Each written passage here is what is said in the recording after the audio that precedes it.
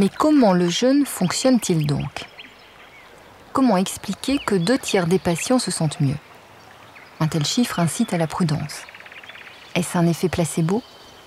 Un effet de cette euphorie qui gagne le cerveau?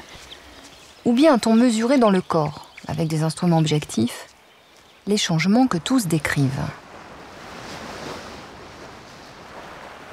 Pour comprendre, remontons 60 ans en arrière, à une époque où l'Union soviétique était une forteresse, une époque où les chercheurs n'avaient pas le droit de franchir le rideau de fer. Les recherches étaient menées dans le secret des laboratoires, loin de l'Occident.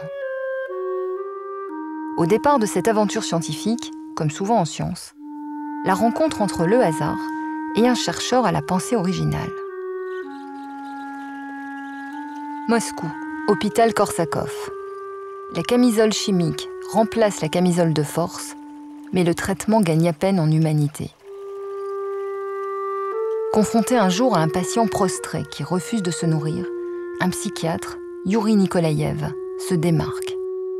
Il décide de laisser agir l'instinct du malade, de ne pas le forcer à manger comme c'était la règle.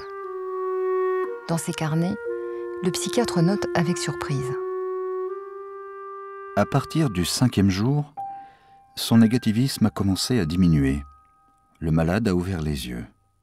Le 10e jour, il s'est mis à marcher, mais gardait toujours le silence. Le 15e jour, il a bu un verre de jus de pomme laissé sur sa table de nuit. Ensuite, il est allé se promener, a commencé à revenir à la vie sociale.